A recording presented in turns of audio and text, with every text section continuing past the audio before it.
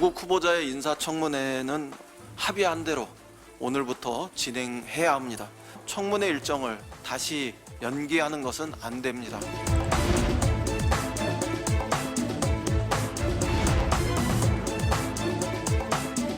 증인을 민주당이 원하는 대로 양보했으니 이제 민주당은 더 이상 풀을 갈 수가 없다고 생각을 합니다.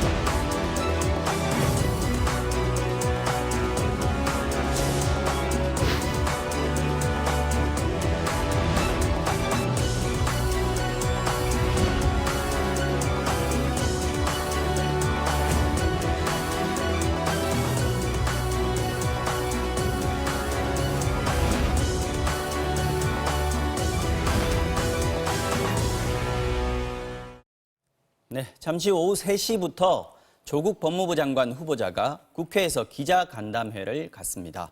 조 후보자는 오늘로 예정됐던 인사청문회가 무산된 만큼 국민들이 직접 진실이 무엇인지 판단할 기회를 드리는 게 후보자로서의 도리라고 생각한다고 밝혔습니다. 오늘 기자간담회는 시간을 정하지 않고 질문을 받는 무제한 회견 방식이 될 것으로 알려졌습니다. 앞서 한국당은 논란이 됐던 조 후보자의 어머니, 부인, 딸의 증인 채택을 포기하겠다면서 대신 닷새 후에 청문회를 열자고 제안했지만 민주당은 지연술일 뿐이다 이렇게 거부했습니다.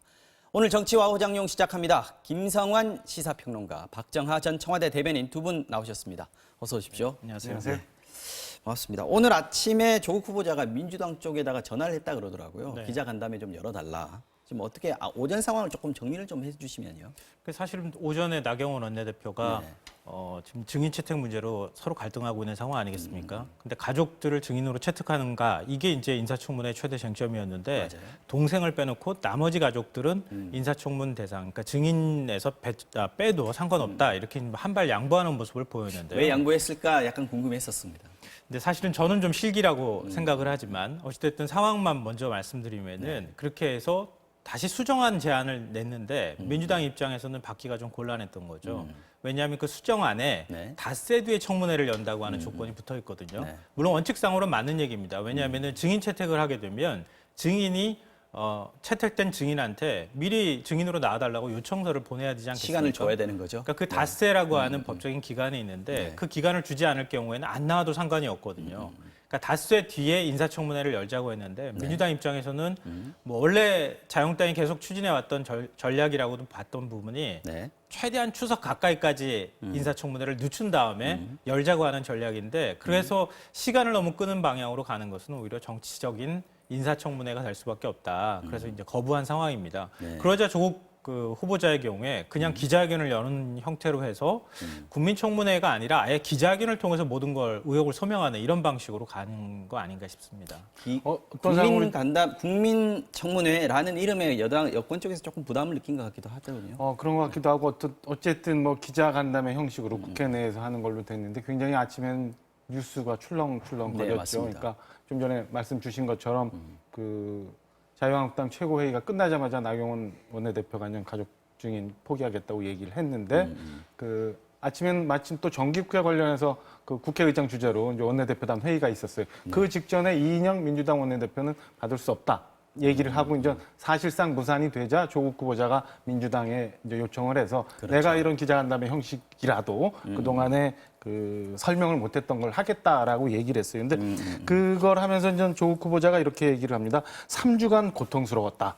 네. 그리고 직접 답할 수가 없어서 숨이 막혔다. 이런 얘기를 하면서 진실의 기초에 이루어져야 할 검증이 의혹만으로 덮여서 아쉬웠다. 뭐 이런 얘기를 하는데 이 부분에 대해서는 조금 그 조국 후보자가 네. 그동안에 출근길에 여러 이제 질문이 있었는데 끝내 그 여러 가지 의혹에 대해서는 얘기를 안 했잖아요. 그러니까 그 부분에 대해서는 여전히 조국 후보자가 지금까지 나왔던 의혹들이 모두 가짜 뉴스다. 라는 생각을 여전히 갖고 있는 거 아닌가라는 생각이 들어요. 그래서 오늘 3시부터 기자간담회가 어떤 형식으로 진행될지 모르겠습니다만은 일단 딸 관련해서 여러 가지 이제 특혜 입학 의혹 등이 굉장히 많이 또 있고 그다음에 웅동학원 관련해서 또 큰 대목들이 또 하나 있고 그다음에 사모펀드 관련해서 큰 대목들이 크게 있는데 보면 그렇게 세 가지 갈래로 나눌 수 어떻게 있겠죠. 네. 어떤 시간을 가지고 이제 답변을 할런지 한번 봐야 되는데 글쎄 뭐 아쉬운 점은 뭐 이런 게 있어요. 사실은 그 인사청문회라는 건 국회 이제 법에 정해져 있는 거잖아요. 그리고 국민을 대신해서 뭔가 이제 국민으로부터 정당성을 위임받은 거는 사실 대통령과 국회의원밖에 없는 거거든요.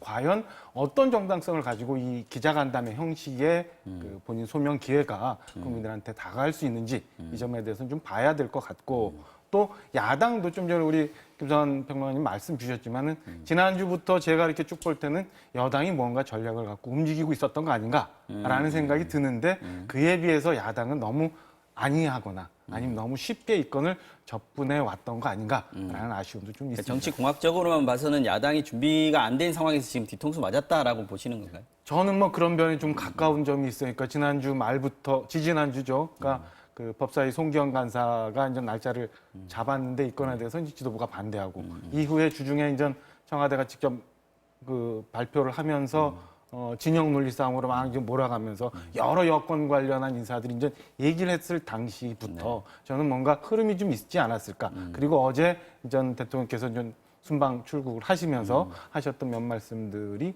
굳이 소개가 안 됐어도 되는 얘기를 나중에 전 국민소통 수석이 따로 브리핑하면서 여러 가지가 저는 그림이 대충의 윤곽이 있었는데 야당이 너무 쉽게 너무 이 건에 대해서 대비를 못했었던 거 아닌가라는 아쉬움 분명히 가지고 있습니다. 근데 저는 좀 생각이 좀 다른데요. 왜냐하면은 그러니까 여당이 모든 스케줄 시간표를 다 짜놓고 난 다음에 지금 이제 조국 후보자의 기자회견까지 가는 것처럼 이렇게 말씀해 주셨는데 저는 그렇게까지 짜지는 않았을 거라고 봐요. 그러니까 조국 후보자를 임명하겠다고 하는 의지는 있었다는 생각은 하는데요. 네. 다만 그 과정에서 인사청문회를 안 열었을 때 정치적 부담감이 굉장히 컸었거든요. 그러니까 인사청문회에서 어떤 반응이 나올지도 예측하기는 좀 쉽지 않았을 거라고 생각합니다. 그러니까 가능하면 인사청문회를 통해서 조국 후보자가 그동안의 의혹에 대해서 맥락이라는 게 있는 거니까요. 맥락을 국민께 설명하고 국민들께서 일부 여론이 돌아설 수 있는 여지는 남아 있었거든요. 네. 근데 그걸 지켜보고 난 다음에 임명을 강행하든 안 하든 최종 결정을 하겠다. 이제 이런 거였다고 생각을 하는데 마지막에 가족들 그 증인 채택하는 문제가 걸렸을 때 굉장히 좀 그 지금 되돌아보면 청와대 반응이 분명하게 나온 거예요. 그러니까 강희정 정무수석이 이런 인사청문회, 그러니까 인사청문 기간이 2일까지인데 그 네. 이상 넘어가는 것들은 수용하기 어렵다. 이런 메시지를 분명하게 줬단 말이에요. 그러니까 문재인 대통령은 그러니까 이런 방식으로 인사청문회가 제대로 이루어지지 못할 경우에 만약에 인사청문회를 뒤로 늦추는 쪽으로 야권에서 나올 경우에는 그냥 임명 강행하겠다고 하는 메시지를 줬다는 거죠. 이미 밝혔다. 네. 그러니까 그랬을 때 만약에 오늘 나경원 원내대표가 밝힌 것처럼 그때 가족 증인 채택하는 문제를 좀 더 양보하면서 그럼 받아줄게라고 나왔다면 지금 이런 상황까지는 오지 않았을 거라는 겁니다. 실기했다라고 보시는군요. 그러니까 야당이. 뭐 우리 그런 얘기 하잖아요. 쥐도 막다른 길에 몰리면은 그럼 고양이 문다고 얘기하잖아요. 지금 사실은 인사청문회라고 하는 전국은 야당이 주도하는 거거든요. 여당이 마음대로 주도하는 전국은 아니거든요. 그러니까 야당 입장에서 어디까지 밀어붙이고 어디까지 예를 들면 지지층을 결집하고 중도층을 뭐 그 일정 부분 여권 지지층에서 이탈시키고 자유한국당 지지층으로 끌어들인다고 하는 계산을 했다고 한다면 그러면 어느 정도까지 밀어붙인 다음에 받아주고 인사청문회를 통해서 확연하게 여론이 갈리게 만들어주는 게 오히려 더 나았을 텐데 그걸 선택하지 않고 계속 밀어붙였다는 거죠. 그러니까 여당이 미리부터 이 길을 계속해서 준비를 해왔던 것이 아니라 야당이 계속해서 무리하게 압박을 하니까 여당이 어쩔 수 없이 선택한 게 지금 이 기자간담회다. 그렇죠. 이렇게 보시는 게 맞다는 네. 거죠. 최소한 뭐 이렇게 이게 결과는 사실은 다 지나고 나야 알 수 있어요. 그리고 어느 오래 지나고 난 다음에 어떤 중진 의원이 회고록 속에서나 나올 텐데. 잠시만요. 지금 조국 후보자의 기자간담회가 원래 3시였지 않습니까? 지금 3시 반으로 연기됐다는 소식이 들어왔습니다. 이건 좀 알려드리고 네. 계속 말씀해 주십시오. 이제 근데 그 지금 청와대와 여당도 그렇고 야당도 굉장히 결과에 대해서는 아무도 장담 못해요. 그러니까 이게 만약에 임명 강행을 한다. 오늘 같은 기자간담회 형식을 거쳐서 대통령께서 그냥 바로 강행한다. 그 결과가 어떤 식으로 국민 여론 속에서 표출될지 사실은 모르는 거 굉장히 모험스러워요.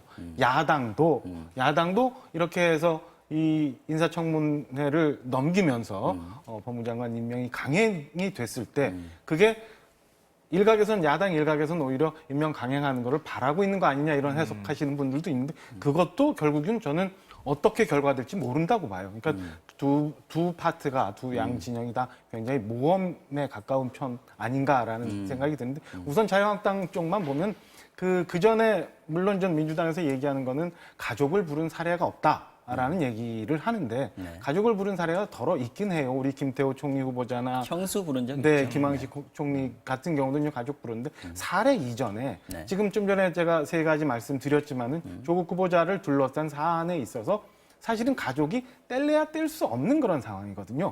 그렇다 보니까 야당으로서는 진실에 좀 더 가까이 가기 위해서는 가족이 불가피했던 거 아니냐라고 주장을 했었던 거고 그러다 보니까 이게 뭐 맞는지 아닌지는 모르지만 여당도 사실은 저는 이제 청문회가 크게 달갑지는 않았다고 저는 생각하는데 둘 다 이 건에 청문회는 안 열고 싶었다? 네, 네. 이 건에 오히려 조금 이렇게 전 청와대와 여당 그다음에 후보자가 무언가를 강행하는데 너무 쉽게 대응을 했었던 거 아닌가라는 아쉬움이 들어요. 여러 얘기가 있습니다, 사실. 네. 그 전에는 사실 날짜를 가지고 다투다가 네. 오늘, 내일 이틀 동안 하는 걸로 합의가 됐었는데 보통은 날짜가 정해지면 증인 채택 문제는 간사들끼리 합의하는 게 보통 협의를 해가지고 정하는 것이 보통 관례였는데 이번 같은 경우에는 그게 안 되니까 여상규 위원장이 직접 나서서 뭐 표결하겠다는 얘기까지 했었단 말이죠. 거기서부터 아마 충돌이 좀 더 심해진 거 아닌가 싶은데 김소환 평론가께서는 이 증인 채택 문제에 어떤 것이 좀 맞다고 보시는지요? 그러니까 기본적으로 후보자 가족이 나오는 건 저는 바람직하지 않다고 생각합니다. 물론 뭐 이렇게 인사청문회 얘기 나올 때마다 미국 사례를 갖고 와서 도덕성 검증은 미리 하고 그다음에 정책 검증만 나중에 하자 이런 얘기를 하는데요. 미국에서도 가족 부르는 경우는 거의 없어요. 그러니까 가족을 부른다고 하는 것은요. 어쩌면 후보가 감당해야 될 목 중에 하나라는 겁니다. 왜냐하면요. 인사청문회라고 하는 게 기본적으로 여당이 부담을 지는 거예요. 대통령이 부담을 지는 거 아니겠습니까? 야당은 부담질 게 없어요. 야당은 열심히 공격하면 되는 거거든요. 그러면은 가족이 나와야 할 필요가 있다고 하는 것은 야당 입장에서는 좀 더 많이 캐서 결국 후보자를 낙마하는 데 도움이 되겠다. 의혹의 뭐 진실을 파헤치겠다고 하는 의지는 갖고 있을 수 있지만 지금 같은 국면에서 예를 들어서 조국 후보자가 가족들이 안 나온 상황에서 인사청문회를 했다 쳐요. 근데 야당에서 집중적으로 관련되어 있는 가족 문제에 대해서 질의를 했는데 조국 후보자가 명쾌하게 답변을 못 했어요. 그 부담은 누가 집니까? 야당이 지는 게 아니라 여당이 지고 대통령이 지는 거거든요. 그러니까 그 가족을 증인 채택하는 데 있어 그렇게 많이 매달려야 할 필요가 없었는데 너무 과하게 매달리다가 이렇게 판을 꼬이게 만드는 측면이 있다고 저는 생각합니다. 그리고 뭐 제 반복해서 그런 얘기들을 많이 하는데 이 후과를 어떻게 감당해야 될지 저는 모르겠어요. 만약에 이렇게 선례를 남겨놓으면요. 조국 후보자 건이 앞으로 인사청문회에 올라가는 모든 사람한테 다 적용이 될 거라고 저는 생각하거든요.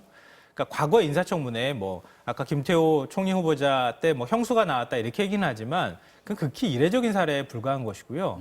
만약에 이번처럼 조국 후보자의 경우에는 심지어 동생의 처 문제까지 지금 건드렸잖아요.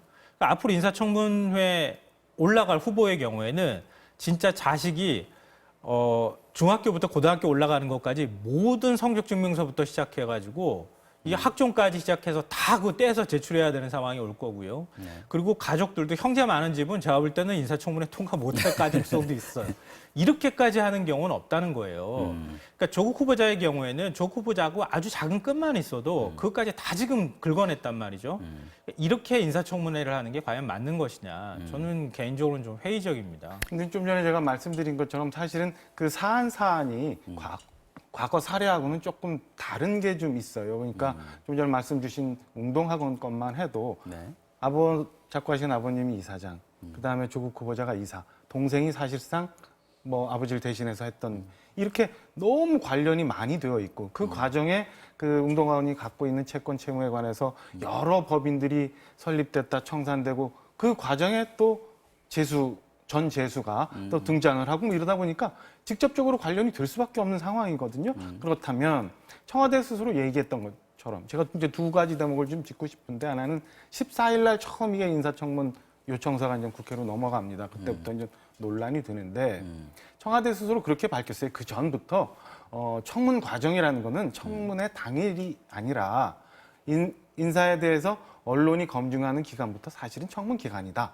그러면은 그 조국 후보자가 매번 의혹이 나왔을 때 출근길에 아니면 또 별도의 자리를 만들어서 그 건에 대해서 가족들과 관련된 건에 대해서 충분히 납득할 수 있게 설명을 했다면 과연 야당이 이렇게 그 가족 증인에 대해서 요구를 했을까라는 생각이 하나 들어서 그 가족 증인 요구했던 야당이 너무 좀 과했다라는 말씀은 조금 다를 수도 있다라는 말씀을 드리고요. 또 하나는 지난주 말에 갑자기 이제 등장을 한 안건조정위원회라는 게 이제 생기죠. 생겨서 사실은 그 증인채택 문제에 대해서 사실은 안건조정위에서 이게 이제 표결하겠다 그러니까 민주당에서 안건조정위대로 연기시킨 거죠. 네. 그거도 그 대목도 보면은 과연 그러면은 여당에서 민주당에서 네. 청문회를 진짜 하려고 했었던 거가라는 의심을 할 수밖에 없는 대목 아닌가. 그래서 두 대목도 저는 좀 아쉬운 점으로 보여요. 근데 민주당 같은 경우에는 청문회를 하되 가족들은 절대 안 된다. 이게 여기서 이제 갈려 있었던 것 같고, 한국당 같은 경우는 어쨌든 조금 더 많은 사람들을 불러내고 싶고, 아니면 조금 더 늦춰서 청문회를 열고 싶고, 이런 것들이 이제 서로 이해관계가 완전히 반대되는 상황이 벌어졌기 때문이 아닌가 싶은 생각이 그러니까 들어요. 기억을 좀 더듬어 봤으면 좋겠는데요. 김태호 총리 후보자도 마찬가지고 지금 김황식 총리 후보자의 경우에는 누나가 나왔다고 얘기하잖아요. 제가 그 당시에 언론 기사를 열심히 찾아봤어요. 찾아보니까요. 그때 지금의 자유한국당이 집권하던 시절 아닙니까? 네. 그때도 극렬하게 반대했어요. 반대하고 가족들 청문회 출석하는 거 의혹 후보자가 지금 말씀하신 것처럼 후보자가 미리 밝히면 되는 걸 의혹 말끔하게 해소해 주면 되지 않겠습니까? 말했는데 해소 안 됐어요. 설명했을 때에도 가족과 관련돼 있는 문제는 좀 다르다는 거예요. 일반적인 경우하고 달리. 그러니까 가족이라는 거 하는 거는 좀 우리가 일반적으로 제가 어디다 뭘 투자하고 이런 거하고 좀 다른 거잖아요. 그러니까 설명을 해도 설명이 안 되는 경우도 꽤 많이 있고요. 그 거간의 사정에는 가족과의 아주 내밀한 얘기들이 오고 가는 것도 있단 말이에요. 그러니까 미리 그걸 밝히기가 굉장히 쉽지 않았다는 겁니다. 그게 한 가지가 있고요. 또 한 가지는 지금 웅동하고 말씀하시는데 웅동학원에서 조국 후보자가 연결되어 있다고 하는 고리는 이사로 이름이 올라 있다는 거예요. 근데 지금 이사 말고 웅동학원 운영에 직접 조국 후보자가 관련돼 있다고 하는, 그러니까 뭔가 조국 후보자가 거기에서 의사결정을 한다거나 이렇게 했다고 하는 흔적은 없어요. 아직까지 의혹만 제기되어 있는 상태란 말이죠. 그럼 예를 들어서요, 우리가 진실을 이쪽에서 지금 야당에서 바라보는 측면에서 보지 말고 여당에서 바라보거나 조국 후보자가 바라보는 시각으로 한번 해석을 해보면 이럴 수도 있습니다. 예를 들어서 선친이 웅동학원을 인수했어요. 아주 작은 중학교 하나 갖고 있는 사학재단입니다. 근데 선친이 외환위기 때 갑자기 학교를 재단사. 다시 이제 만들었는데 그것도 어쩌면은 내 학교니까 내가 줘야지 하는 마음으로 줬을 수도 있어요. 근데 갑자기 부도가 났어요. 부도 나고 난 다음에 거기에 연대보증까지 선 사람들까지 전부 지금 신용 불량자가 되어 있는 처지가 됐어요. 그러니까 그 다음에 지금 뭐 채권 채무 관계가 지금 다 복잡하게 얽혀 있는 거 아니겠습니까? 졸지에 그 학교금 짓는 과정에서 전부 다 지금 가족들이 그 파산이 되는 상태가 됐다는 거예요. 이럴 때 과연 그러면 어떻게 해야 되겠느냐. 이런 문제가 남아있다는 겁니다. 그러니까 가족들이 그 가운데 야, 이거 어떻게 하면 좋겠냐. 이걸 그러면은 내가 신용불량자에서 벗어날 수 있는 방법, 채무에서 벗어날 수 있는 방법이 뭔가 이런 것들에 대해서 얘기했을 개연성은 있는데 너무 디테일하게 들어갔는데 얘기가 조금 길어졌어요. 근데 오늘 기자간담회에 무슨 얘기가 나올 것인가 이 얘기를 조금 해서 조금 더 좁혀 들어가 보죠. 아까 말씀하신 대로 지금 드러나와 있는 의혹들이 크게 세 가지입니다. 웅동학원 관련 있고 딸 입학 문제가 있고요. 그리고 하나가 사모펀드의 문제입니다. 지금 조국 후보자가 오늘 입장을 밝힐 때는 기자간담회를 하겠다라고 얘기할 때는 소명할 것은 소명하고 사과할 것은 사과하고 국민들의 이해를 구하겠다 뭐 이런 형식입니다. 그렇다면 어떤 부분은 좀 강하게 얘기할 수 있을 것 같고 어떤 부분은 좀 엎드릴 수 있을 것 같고 이런 게 예상되지 않습니까? 글쎄요. 지금 뭐 그걸 예상하기는 좀 쉽지 않을 것 같긴 한데요. 방금 전에 말씀드렸던 얘기의 연장선이라고 보는데요. 그렇죠. 가족과 얽혀 있는 문제. 그러니까 시어머니 예를 들어서 시어머니와 전 며느리하고의 얽혀 있는 문제. 왜 그런 문제들이 발생했는가? 이런 것들은 제가 볼 때는 소명을 하면 맥락이라는 게 있기 때문에 그 맥락들을 설명하면 어느 정도 소명이 될 개연성이 있다고 봐요. 특히 웅동학원 문제 같은 경우에는 어느 정도 소명이 가능할 거라고 보고요. 사모펀드 같은 경우에는 그거는 지금 이미 불법과 합법의 경계를 넘나드는 문제라고 얘기를 하고 있는데 제일 핵심은 그거 아니겠습니까? 조국 후보자가 민정수석이 있을 때 재직 시절에 사모펀드 투자를 결정했다라고 하는 거거든요. 그럼 사모펀드 투자를 하는 데 있어서 어느 정도 본인이 거기에 결정에 참여했는가 이 부분이 하나가 있을 거고요. 또 하나는 지금 오늘 여러 가지 의혹도 얘기 나오지만 사모펀드에 본인이 펀딩을 하는 것과 운용사의 운용에 개입하는 문제 또 운영사가 다른 데 또 컨소시엄에 또 참여하는 문제. 이거에 관한 어느 정도 개입하고 있었는가. 그리고 지금 오촌 조카라는 사람하고 처남이 등장하는데 왜 그 사람들이 거기에 등장하는가를 설명을 해야 되지 않을까 그렇죠. 싶어요. 네. 그러니까 그 부분만 명쾌하게 설명하면 어느 정도 설명이 될 수 있는 부분도 있고 뭐 지금 나온 의혹으로는 안 될 수 있는 부분도 있다고 보지만 그렇게 접근할 거라고 보고 딸과 관련돼 있는 문제에 있어서는 이미 좀 많이 얘기를 했어요. 네. 조국 후보자가. 그거는 뭐 어떤 방식으로든 사과하는 쪽으로 가야 되지 않을까 싶어요. 저는. 어쨌든 위법이나 불법의 문제는 지금 없다는 게 조국 후보자의 입장이고 대신 그게 불법이거나 위법이 아니라고 해서 문제가 안 된다라고 하는 것은 아니다. 죄송하다. 이렇게 그러니까 계속 자연인인 아빠로서 보면은 조국 후보자의 딸이 거쳐왔던 과정이 부럽고 그렇게 못해준 아빠로서 굉장히 자괴감을 느끼고 이게 일반 국민들 정서잖아요. 근데 사실은 조국 후보자가 법무부 장관 후보자인 게 문제인 거잖아요. 그 불법이냐 아니냐의 문제가 아니라 탈법, 편법이라도 있으면 안 되는 그런 국무위원 후보자이기 때문에 국민들이 이렇게 많이 얘기했는데 지난주에 이제 출근길에 그런 얘기를 했어요. 처음엔 가짜뉴스다 그러다가 며칠 지나고 나서 가족에 대해서는 굉장히 안이하게 했다, 미안하다 이런 식의 얘기를 했는데 오늘 아침에도 여러 건이 또 딸과 관련해서 나왔어요. 그러니까 그 동시에 어떻게 뭐 서울대 2건, 그다음에 공주대 1건 이렇게 동시에 어떻게 인턴십을 3개 할 수 있느냐. 거기와 전 1학년 때 있었던 단국대 의대 논문과 관련해서는 서로 서울대 법대가 주고받은 거 아니냐 이런 의혹까지도 나왔는데 하여튼 딸과 관련해서는 여러 가지 논란이 있고 그다음에 이미 사과 표시를 했으니까 오늘도 아마 그런 식으로 나오리라 싶어요. 근데 문제는 뭐냐면 계속 그래도 부인하는 건 뭐냐면 나와 우리 부인은 몰랐다라는 거죠. 그러니까 과연 조국 후보자와 그 부인인 정모 교수까지도 정말 이 딸이 인턴십을 쭉 거쳐오는 과정에 몰랐느냐? 부인이 몰랐느냐 아니냐. 몰랐다고도 얘기를 했나요? 그 부인도 예. 직접적으로 뭐 가서 부탁을 하거나 이렇게 하지는 않았다는 얘기를 했어요. 공주대 갔을 때 네. 같이 가긴 했지만 가서 과거에 학교 다닐 때 알던 친구랑 놀랬다라는 건 있었는데 뭐 내가 직접 진행했다 안 했다 이런 얘기는 없었거든요. 하여튼 그런 부분이 아마 오늘 기자간담회가 있으면 첨예하게 대립될 것 같고요. 웅동학원 관련해서는 좀 전에 말씀 주신 것처럼 굉장히 많이 복잡해요. 그리고 이제 2건 정도인데 보도가 나왔습니다만은 뭐 법인카드를 만들면서 조국 후보자가 그때 이사회에 참여했니 안 했니 사인을 했니 안 했니 이런 논란이 있고 그다음에 학원의 재산 청산과 관계없이 부친의 재산과 관련해서 뭐 45원 뭐 29원 뭐 이런 얘기 나오잖아요. 이런 것이 아마 논쟁 의혹거리가 아닐까. 그러니까 왜 그 사이에 개인 재산과 법인 재산이 이렇게 돌아갔으며 고려 종합 개발, 뭐 고려 시티 개발, 뭐 그 후에 무슨 커피 전문점, 뭐 이런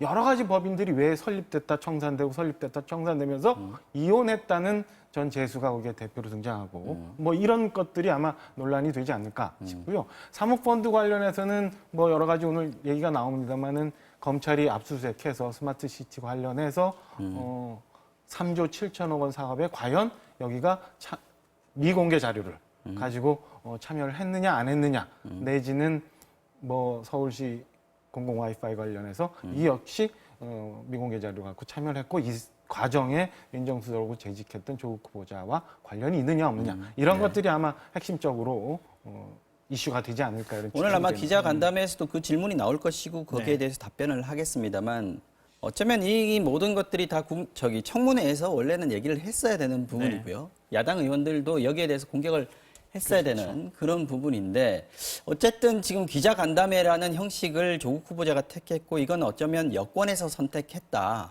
오늘 선택했다라고 볼 수 있을 텐데 앞으로 어떻게 될까요? 이렇게 되면 청문회는 완전히 끝났다라고 봐야 되는 건지 아직도 여지가 좀 있는 건지 그렇다면 이거 끝나면 어떻게 됩니까? 이거 청문회는 이미 청문회 정국은 끝났다고 보고요. 대통령 임명 수순으로 가는 것이다라고 임명수순으로 생각합니다. 간다. 지금 이제 출국하셨잖아요. 네, 뭐 나가서 전자결제를 할지 아니면은 인사청문 보고서 재송부 요청을 일단은 며칠은 기한을 줘야 되는 거니까요.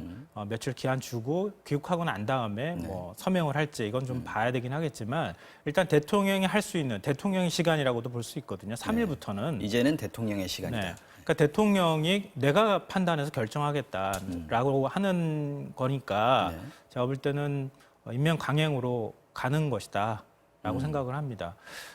네, 그리고 앞서 이제 말씀하셨던 거에서 잠깐만 제가 말씀드리면요. 그러니까 지금 뭐 부친의 재산을 이제 그 부채까지 승계를 할 것인지 말 것인지에 대해서 말씀하셨는데요. 의혹은 굉장히 많이 제기하는데요. 부친의 빚을 승계하겠다고 하는 자식이 과연 몇 명이 될지 상속할 때 그렇지 않거든요. 일반적인 경우나 똑같습니다. 근데 거기에는 굉장히 많이 의혹이 있는 것처럼 좀 얘기하지만 일반적인 상례에 비춰봐도 의혹이 되지 않는 부분이라고 저는 생각하고요. 또 하나 딸과 관련돼 있는 문제에서 저는 문준영 씨가 지적한 부분이 SNS에 올린 글이 맞다고 생각하는데요. 최소한 언론에서 좀 조심스럽게 접근했어야 할 부분이라고 생각해요. 그러니까 예를 들면 지금 우리가 논문 문제나 이런 거에 대해서 어떻게 고등학생이 논문을 거기에 이름을 올릴 수 있어라고는 얘기하는데 그게 곧 합격에 직접적인 영향을 줬는지 안 줬는지 잘 몰라요. 모르는데 마치 딸은 아무것도 하지 않고 공부도 안 하고 부모가 만들어주는 스펙으로만 대학 간 것처럼 이렇게 하는 것은 한 사람의 인생을 매도하는 것일 수도 있거든요. 그런 부분에 있어서는 좀 조심스럽게 접근했어야 하는데 그렇지 않았다. 이런 거고요. 마지막에 이제 서울시 공공 와이파이의 컨소시엄에 참여했다고 하는 문제 말씀하셨는데 그것도요. 제가 기사를 꼼꼼하게 읽어보니까요. 도대체 어느 부분에서부터 의혹을 제기하는지 잘 이해가 안 되는데 첫 번째로는 결과적으로는 어찌됐든 선정 안 됐어요. 살아있는 권력이 끼어들어갔다고 얘기하는데도 선정 안 됐어요. 그거 어떻게 설명할 겁니까? 그게 가장 첫 번째고요. 두 번째로는 지금 얘기하는 어떤 논리적인 흐름이라는 게 뭐냐면 조국 후보자 가족이 펀드에 들어갔어요. 그러니까 조국 후보자가 블라인드인지 아니면 알고 했는지는 몰라요. 그 가족이 투자한 운영사가 있어요. 운영사가 그 가족의 돈을 이용해서 그 가로등 전멸기 개폐기 전멸기 업체에다가 투자했어요. 그리고 전멸기 업체가 25억 원을 그 컨소시엄에 투자했어요. 단계가 너무 많아요. 이걸 어떻게 한 큐에 다 쫙 연결해가지고 이게 다 권력이 개입했다라고 결론을 내릴 수 있는가. 그 단계가 너무 많은 과정들이 있다는 거예요. 결과적으로 주주명부 다 보니까 여권하고 과거에 친밀한 관계에 있었던 누군가가 대주주로 있더라. 그리고 범여권으로 분류되는 인사에 과거 보좌관이 들어가 있더라. 이런 식의 의혹 제기란 말이에요.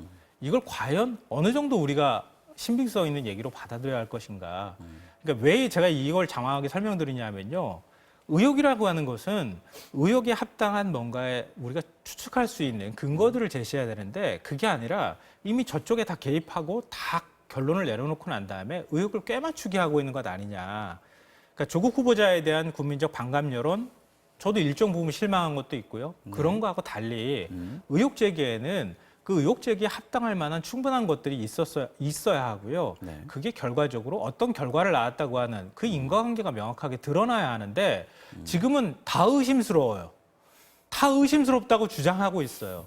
그러니까 이런 게 야권의 의혹 제기와 언론의 보도 태도가 맞는지에 대해서는 전 좀 개인적으로 의문을 갖고 있습니다. 이제 그런 부분에서 조국 후보자는 청문회를 안 하면 국민들한테 기자간담회를 통해서라도 이런 거 다 설명을 좀 하고 싶은 마음은 좀 있었다 이렇게 볼 수 있을 것 같고요. 뭐 그렇게 되는데 아까 계속 반복되는 얘기지만 사실은 좀 전에 말씀 주신 것처럼 하려면 그 청문위원들의 요청했던 자료가 충실히 전달이 되고 그다음에 뭐 야당이 좀 과하더라도 채택하고자 하는 증인들이 나와서 진솔하게 다 얘기를 하고 이랬다면 국민들이 그걸 보면서 이제 판단을 했을 텐데 그런 과정이 없이 지금 그 후보자만의 기자간담회로 진행이 됐고 이걸로 끝날 테니까 그런 부분이 좀 아쉽다는 거고요. 아까 김성환 평론가께는 여쭤봤는데 그 박정아 대변인께서는 앞으로 그러면 어떻게 될 것이다. 바로 임명을 강행할 것이다. 이렇게 저도 이제 그 시점의 문제이지 날짜가 좀 땡겨지느냐 아니면 늘어지느냐의 문제지 이미 청문회는 끝나지 않았나 이런 생각이 듭니다. 지금 순방중에 대통령께서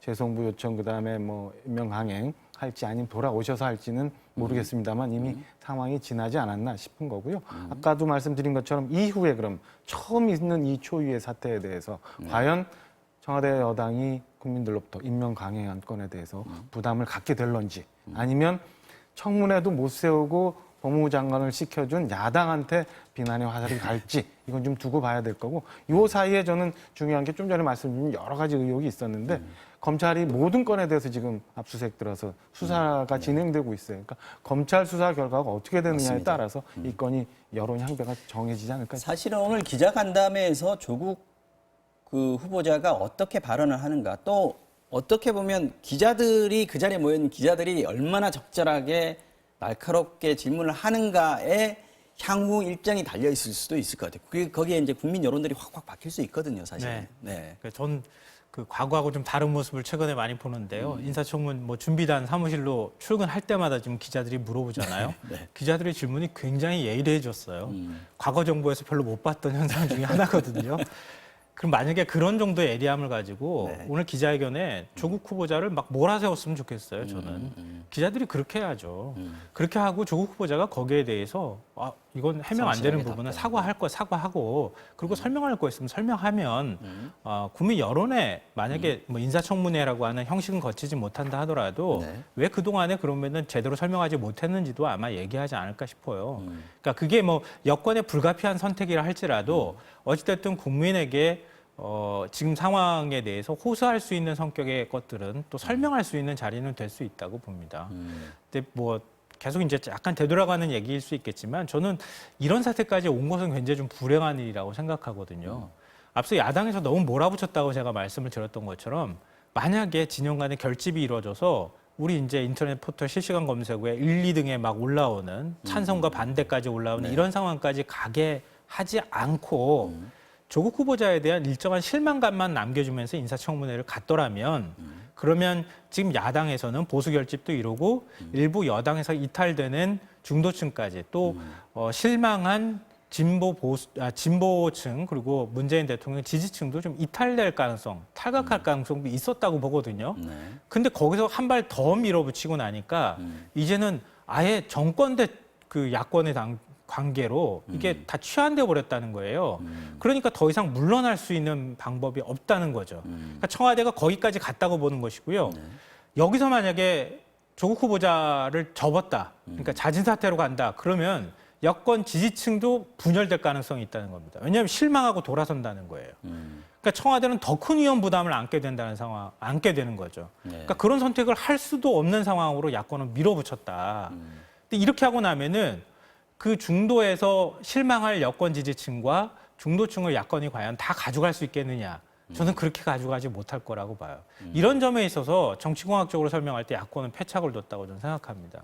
이번에 대한 생각이 다르실 수도 있을 것 결과는 같아요. 어떻게 될지 아무도 모를 것 같아요. 아무도 모를 것 같은데 그 말씀 주신 것처럼 야권이 청문회도 못하고 법무장관 임명 강행하게끔 만든 건에 대해서 분명히 비난이 있을 수 있어요. 그런데 그건 지지층의 야권 지지층에서 나오는 야권 지지층, 비난일까요? 네, 야권 지지층에서도 있고 중도층에서도 있을 수 있다고 보여집니다. 이게 그 지지난주 주말 집회에서 뭐 10만 이상의 인파가 모였었고 그다음에 정말 학생들은 진영 논리와 상관없이 이게 나라냐, 이게 반칙과 편견이 없는 나라냐라고 하면서 들었던 촛불이었거든요. 그러니까 그런 데서도 일부 실망감이 나올 수 있는데 그게 더 클지 아니면 초유의 이렇게 그 개인 셀프 청문회 비슷하게 하면서 인사를 감행한 게 더 큰 비난을 받아서 데미지를 올지는 조금 더 지나야 되지 않을까라는 생각이 들고 오늘 3시 반에 있는 조국 후보자의 기자간담회 관련해서는 사실은 14일부터 지금까지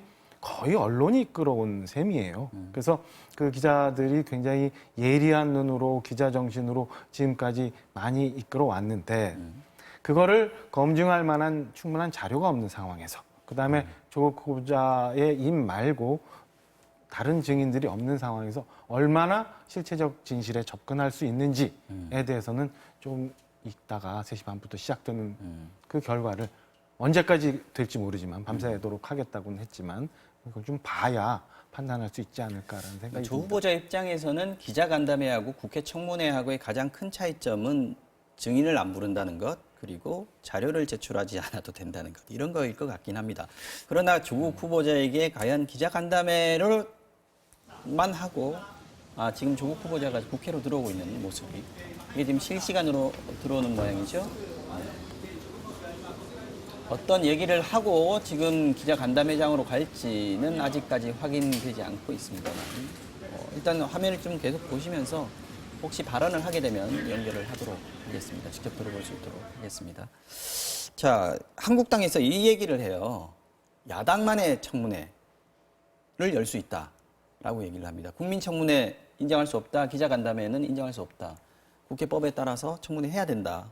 여당이 못하겠다면 야당만이라도 하겠다. 지금 이렇게 얘기하는데 이게 가능합니까? 어떻게 보세요? 저는 뭐 가능하지 않다고 보고요. 왜냐하면은 그러니까 지금 야당에서 정치적 융통성이나 정치적 합의를 굉장히 좀 중요하게 생각하는데요. 여당과 야당의 인식이 다르잖아요. 조국 후보자 의혹과 관련해서도 서로 인식이 좀 다릅니다. 그럼 그 인식의 다름을 인사청문회 과정을 통해서 하나로 모아가거나 검증해가는 과정이라는 게 있는 거거든요. 근데 이렇게 서로 간의 생각이 다를 때는 뭘 준용해야 되겠습니까? 뭘 가지고 판단해야 되겠어요? 결국 법 아니겠습니까? 그러니까 인사청문회법이 있는 거예요. 20일 내에 청문회 하도록 돼 있는 거예요. 그런데 야당은 그거 무시하고 그냥 가버렸다는 거예요. 무시하고 계속 여당을 밀어붙였잖아요.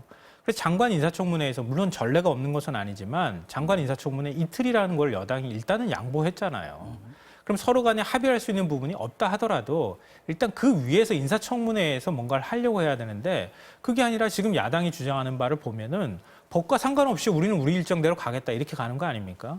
그러니까 이 부분이 바로 청와대에서 받아들일 수 없다고 판단하는 부분이 아닐까 싶어요. 정치적 합의는 합의대로 하더라도 그래도 법이 규정하고 있는 테두리 내에서 해야 되는데 그건 무시하고 그냥 가는 거 아닙니까? 날짜 이전에 그 법사위원회 좀 구성이 어떻게 되는지 제가 미처 체크하지 못하고 왔습니다만은 그 위원장인 여상규 위원장이 했던 말로서 야당만의 청문회가 이루어질지는 잘 모르겠어요. 이것도 일종의 그 간상하는 협의와 의결 절차가 필요할 텐데 그런 면에서는 그 여전히 야당이 너무 쉽게 이 국면을 접하고 있었던 거 아닌가라는 생각이 들고 그 부분에 대해서는 굉장히 좀 아쉽게 생각을 합니다. 그러니까 날짜가 이미 지나가서 지금부터는 대통령의 시간이다라는 이런 정치적 논리 이전에 일단 법적으로도 법사위원회 자체적으로 야당만의 청문회가 가능할런지 이 여야 의원 구성상 그것도 저는 조금 너무 여상규 위원장이 빨리 얘기했던 거 아닌가 싶은 생각도 좀 들어요.